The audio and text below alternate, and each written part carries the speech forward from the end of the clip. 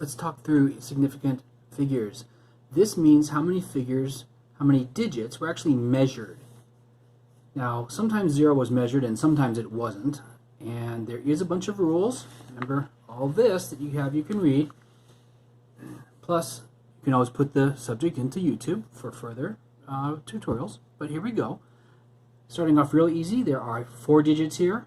There were 4 digits measured. So how many significant figures does this have? It has 4. It has 4 digits that count as measurements. On number 2, the machine measured 707, like maybe 707 meters. Well, if it can measure the ones place, I bet it can measure the tens place. It's just that sometimes you measure something and you get 0. So did it measure the 0? Yeah, it did. How many significant figures does it have? How many measured digits that we should count as good measurements? 3. Let's include the 0 because if it can measure this 7, it can measure that 0. So this would be 3 significant figures. The same thing applies here. If it can measure the 10th place, it can measure the 100th place, it can measure the 10th place, right? So it measured 1, 2, 3, 0, and 6, and that's 5 significant figures. Okay, here's where the confusion comes in. Now, when you measured 0.0, it didn't really measure anything. There wasn't anything there to measure. And again, pretend this was meters. When you looked at 1 meter length, there was nothing. When you looked at 1/10 of a meter, there was nothing. So you didn't even really measure it. It just was not even there. Now we have to put a 0 or the decimal will be in the wrong place, but it's not actually a measurement. So note to self, 0.0 does not count as a measurement. It's not significant figures. So the measurement started at the 100th place here. And then it measured 4, and it measured 0, and then it measured 2. And that is 3 significant figures. So here's one that combines both. We said a leading 0 doesn't really measure. 0 point doesn't measure.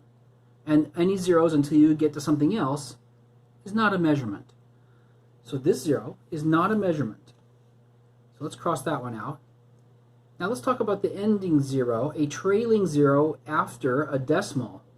Now, as some of you have been taught quite well by, say, your 4th grade teacher, oh, you can just cross that out, honey, they said, right? Because it doesn't matter, and you put it in your calculator or whatever, and it doesn't matter. That's right. For the calculator, it doesn't matter, and I want to make that point because then why did they put it? Why did the person bother to write down this 0 if it doesn't matter in the calculator? And what they're telling you is, no, I measured that digit. I measured all the way out to that decimal point, that decimal place, and I got 0. Sometimes you measure it, and it's 0. So the trailing zeros after a decimal do count. If they didn't measure them, they shouldn't have put them. If they did measure them and they just happened to get 0 this time, then that is a measurement and that is a significant figure. So it measured 82610, and that is 5 significant figures.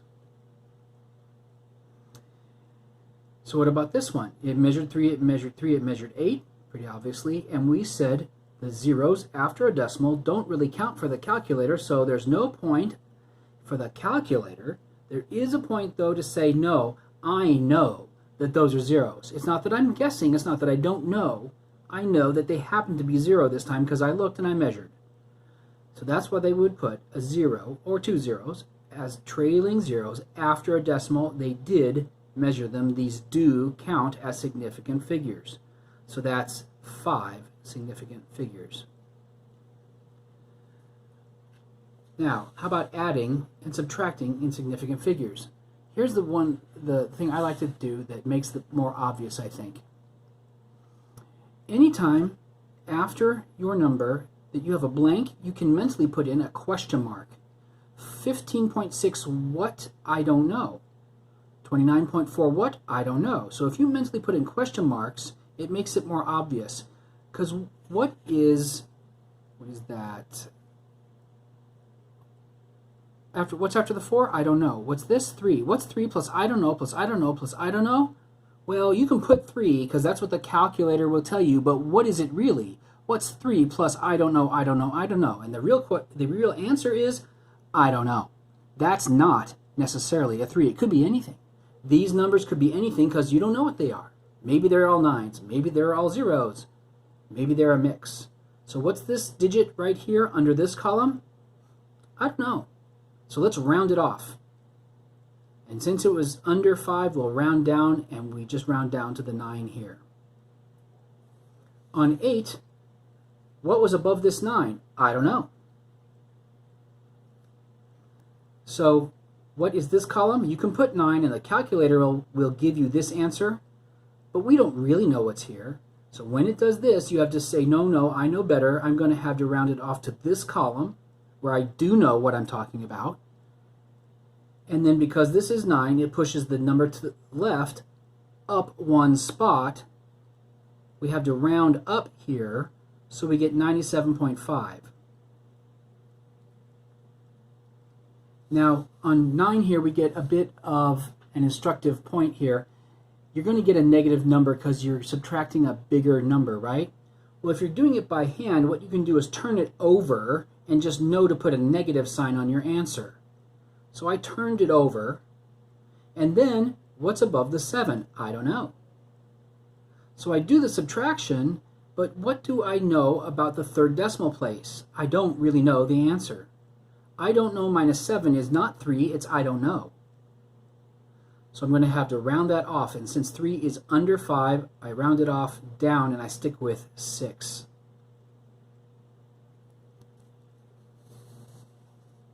And I thought I'd do 15 and 16, round it off to 3 significant figures. You can put the 0 here if you like. That is not a significant figure, so 3 significant figures starts at the 6, so we get 682, and we need to round this off. And since it's under 5, it rounds down, and we get this. Here's 4 significant figures. We need to round off the 4th one, and since it's under 5, it rounds down, and we get that.